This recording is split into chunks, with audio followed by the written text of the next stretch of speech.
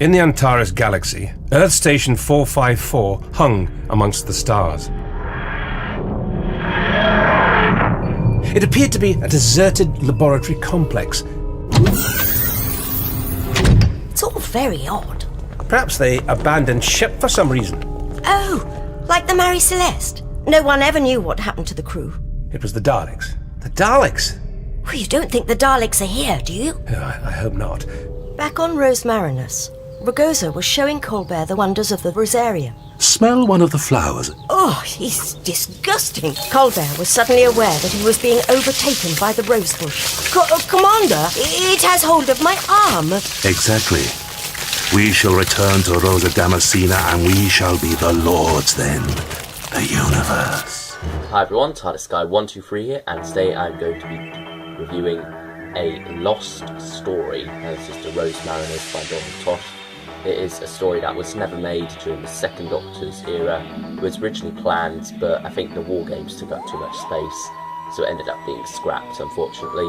But you know, the scripts were kept for the most part, and now Big Finish has been able to recreate them in a way through the use of audio. You know, this, if you remember a couple of weeks back, there was a big offer on the Lost Stories range, and I decided to pick a couple up. I got the Rosemariners, as you can see here, and the Dark Planet, which is First Doctor story, and I also got the Queen of Time, another Second Doctor story, and the Lords of the Red Planet, and I will be reviewing those other two Second Doctor ones very soon. But for now, we are reviewing the Rosemariners. So, of course, Fraser Hines and Wendy Padbury perform, because it has got narration in it. It's not full cast in that sense. And Fraser Hines, who of course plays Jamie down there, also does the voice for Second Doctor, and he does a surprisingly good job with that.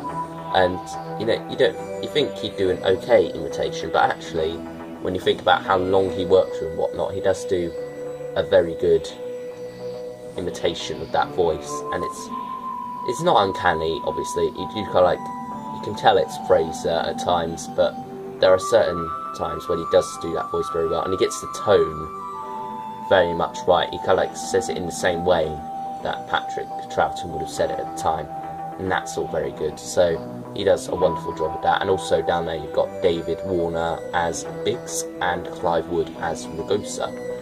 And I believe that's Rugosa right there. So he is one of the Rosemariners. And then down the side there, you can see Found at Last. The Lost Story's written up there, but down here we don't have full cast audio drama because it's not a full cast audio drama. So let's have a look at the side. You've got the Second Doctor logo there, Doctor Who, the Rosemariners, and down there you've got Big Finish. And 3.8 is the last release from the third series. And on the back here we have the Lost Stories, the Rosemariners, then you've got the blurb and the Lost Stories adventures that were originally devised for the Doctor Who television series but were never made, now available to hear for the first time. And you've got all your official stuff down there. So let's take a look on the inside. There you have that. You've got the other side to the booklet there. Interestingly enough, it's done differently to what you'd expect.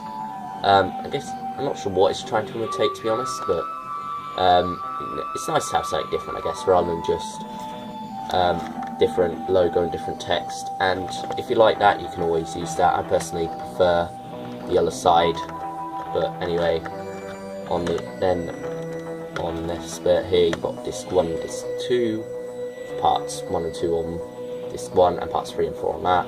And then you've got the also available from the series, so season 1, season 2 and season 3. And there's also a 4th season, and that features 4 releases. So there's that. And now, oh goodness, I broke that. I'll tell you that in a minute. Oh wait, no, I think it's popped back into place now. Had a heart attack there. Then here you have this front of the booklet, and then production notes by Donald Tosh and some pictures there. And then here is something wonderful on the inside there. I really do love that image. It's nicely made. You may recognise Jamie and Zoe in that kind of like pose from another image, and then they've just got Patrick Charlton stuff on there as well. It's done very nicely, and you've got the roses there with the tentacles about to attack. That's a very well done image, I think. So now, what about the story itself? If I just get this in here. I would say don't go into this expecting a full cast audio drama or just a bit of narration. It is much more, it shares much more in common with an audiobook. So that's not the same for all the Lost Stories, it's just for the first Doctor ones, the second Doctor ones, and the third Doctor ones. But you know, it is very much an audiobook in a lot of ways, rather than an audio drama, especially in the first half, and I must say that I much prefer the second half. It's kind of odd, because when you go into a lot of Doctor Who stories, you kind of like expect for the first few episodes to be good, and then the second to be also good, but not as good, you know. But for me, I much preferred the last 3 episodes than I did the first episode, to be honest. I don't know, maybe it's because I was still getting into the style of this. This was the first one I listened to in this audiobook style, so maybe that was it. I'm not sure, and also it didn't help that because there was continuous narration, it took a while to get used to Fraser Heights' portrayal of the second Doctor, because, you know, if you listen to it for long periods of time, then, you know, you eventually kind of get into the rhythm of it, but since it keeps getting broken up by narration, it still jars with you like it would do the first time you hear it, which is unfortunate, but that's the way it ended up being, and, you know, I got used to it by the end, and, you know, nothing against his impression, it is very good, it's just it took me a while to get into it, because the narration kept breaking it up, to be honest. Yeah, it may be different for different people, of how they get into, kind of like, people's impressions and whatnot, but that's just how I took out of this. And, you know, there are some twists in terms of this story, which are very nicely done, I feel.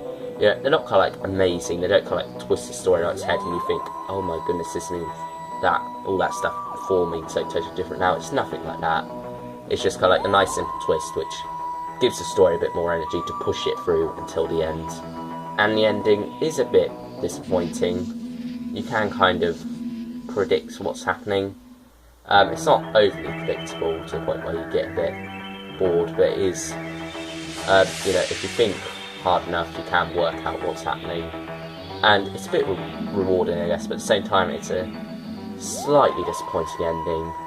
And anyway, let's talk about our 2 supporting characters, David Warner as Biggs and Clyde Wood as Rugosa.